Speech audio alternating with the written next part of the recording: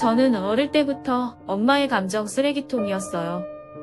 엄만 저만 보면 늘 악담을 퍼부었고, 전 그런 엄마를 두려워하며 컸어요.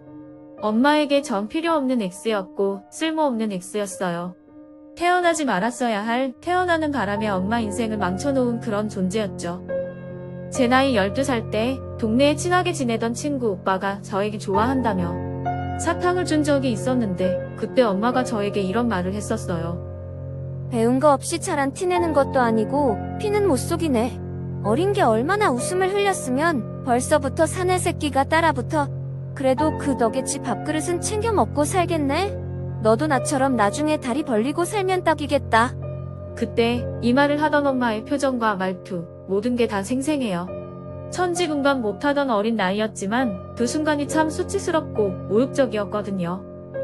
엄만 저만 보면 늘 욕을 했고 신경질을 냈어요.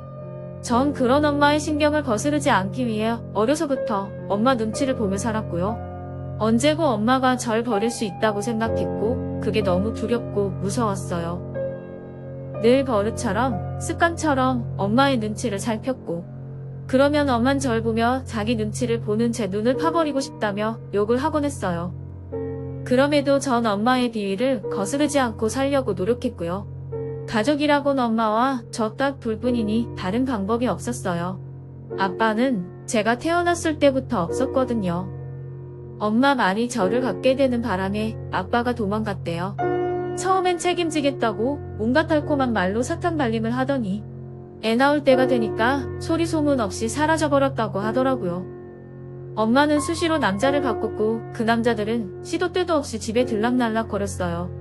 그중엔 저에게도 수작을 걸려고 했던 남자들도 여럿 있었지만 다행히도 그것만큼은 제가 안전할 수 있게 엄마가 절 지켜줬어요. 저랑 엄마의 남자친구 둘만 집에 두지 않는 식으로요. 또 제가 있을 땐 되도록 집에 남자를 데리고 오지 않곤 했어요. 그래서인지 엄마가 있어도 짓궂게 구는 사람들은 많았지만 이상한 짓을 하는 사람은 없었어요. 오히려 용돈하라며 돈을 쥐어주는 경우가 많았죠. 그럴 때면 엄마는 벌써부터 남자에게 돈 벌어먹는 방법을 터득한 거냐며 저를 보고 비아냥댔어요. 전 그 돈으로 마트 가서 어려서부터 장을 봐왔고요. 돌이켜보면 참 악착같이 살았던 것 같아요. 아빠는 없고 엄마는 변하지 않을 테니 나라도 잘 살아야 된다는 일념으로 어려서부터 남들보다 배를 노력하며 공부하고 그랬죠. 그러던 어느 날이었어요. 중학생 때였는데 학교 수업이 일찍 끝나서 원래보다 빨리 집을 간 날이었죠. 곧바로 집으로 갔는데 대문이 살짝 열려 있더라고요. 뭐지 싶어서 조용히 집으로 들어갔는데 현관에 엄마 신발이랑 웬 낯선 신발 하나가 놓여져 있었어요. 엄마가 또 남자친구를 데려왔구나? 신발 보자마자 상황이 바로 이해가 됐고 전 조용히 제 방으로 향했죠. 근데 엄마 방에서 앓는 것 같은 신음소리 같은 게 들렸어요. 전 저도 모르게 엄마의 방문 앞에 섰고 살짝 열린 방문 틈을 밀고 방문 안을 들여다봤어요. 그리고 보이는 광경에 너무 놀라 아무 말도 못했죠. 웬 낯선 남자와 엄마가 침대 위에서 다 벗은 채로 그걸 하고 있었어요. 엄마 위에 올라탄 남자가 격렬하게 움직일 때마다 침대가 삐걱삐걱 하는 소리를 냈죠. 태어나 처음 보는 광경에 전 몸을 움직일 수 없었어요. 남자도 그리고 신음을 내고 있는 엄마도 모두 더럽게 느껴졌어요. 손가락 하나도 까딱하지 못한 채 그 광경을 전부 보다가 다급히 일어서려는데 그 순간 남자 밑에 누워있던 엄마와 눈이 마주쳤어요.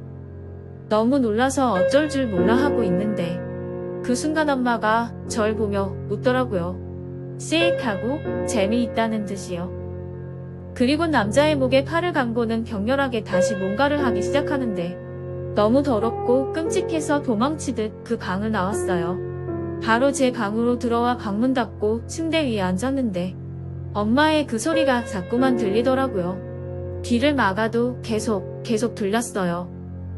그 장면이 지금까지도 어제 일처럼 생생하게 기억나요. 그 일은 저에게 큰 충격과 트라우마가 됐고 그걸 본 후론 전 성인이 된 후로도 정상적으로 남자를 못 만났어요. 누군가를 만나보려고 해도 상대가 제 몸에 손 하나만 대면 징그럽고 역겨워서 미쳐버릴 것 같더라고요. 손 한 번 잡을 수가 없었어요. 20대 후반이 다 되도록 남들 다 하는 연애 한 번 제대로 해본 적 없었죠. 스스로도 이번 생엔 글렀구나. 평생 혼자 살다 늙어 죽겠구나. 자포자기하며 있을 때쯤 만나게 된 게 지금의 남편이었어요. 처음으로 저에게 사랑을 가르쳐준 사람이었죠. 남편은 따뜻하고 자상한 사람이었어요. 어떤 일에도 잘 휘둘리지 않는 단단한 사람이었고, 불안하고 불완전한 절 있는 그대로 잘 포용해줬죠. 늘 한결같은 모습으로 절 기다려줬고, 그런 남편 덕분에 엄마에게서 받았던 상처도 트라우마도 아주 천천히 조금씩 괜찮아지기 시작했어요.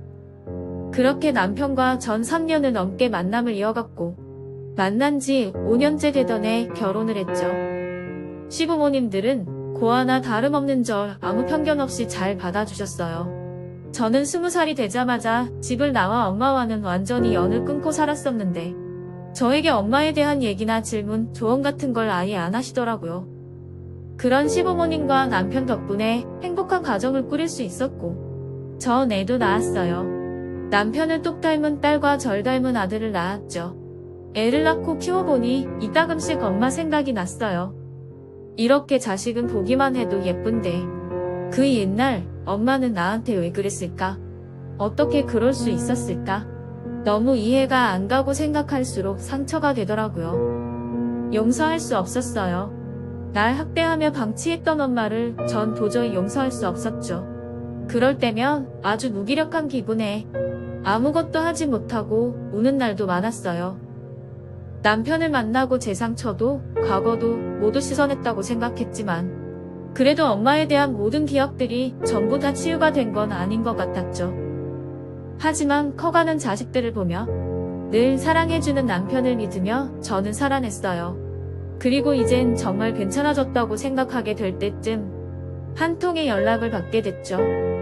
저에게 연락을 했던 건 이모였어요. 저는 평생 저에게 이모가 있다는 것도 모르고 살아왔는데, 제 연락처는 어떻게 알았는지 연락을 해왔더라고요. 수진이 맞지? 무슨 일로 저를... 세상에, 많이 컸네. 갓 태어난 애기일 때 딱 한 번 보고 못 봤었는데 언제 이렇게 다 큰 어른이 됐니? 결혼은? 자식도 있겠네? 할 말이 있다고 만나자고 하기에 고민 끝에 나간 자리였는데, 이모는 제 손을 덥석 잡으며 반갑게 안부를 물었어요. 전 그 모든 상황들이 너무나 어색하고 이상해서 이모의 손길을 피했어요. 그리고 무슨 일로 보자고 했는지 본론만 이야기해 달라고 말했죠. 미안. 너는 날 기억하지 못할 텐데 내가 말이 너무 길었지? 그냥 보자고 하신 이유만 말씀해 주세요. 저 얼른 가봐야 해요. 다른 게 아니라 네 엄마 소식은 알고 있니? 그리고 근 20년 만에 듣는 엄마 이야기에 제 심장은 저도 모르게 덜컥 내려앉는 것 같았어요. 앞서 말했듯이 저는 성인이 되자마자 바로 집을 나와 엄마와는 완전히 연락을 끊고 살고 있었거든요. 엄마도 저에게 연락 한 번 한 적 없었고, 그건 저 역시 마찬가지였어요. 제가 어떻게 살고 있는지 굳이 연락하지 않았고, 결혼을 할 때도 따로 연락하지 않았어요.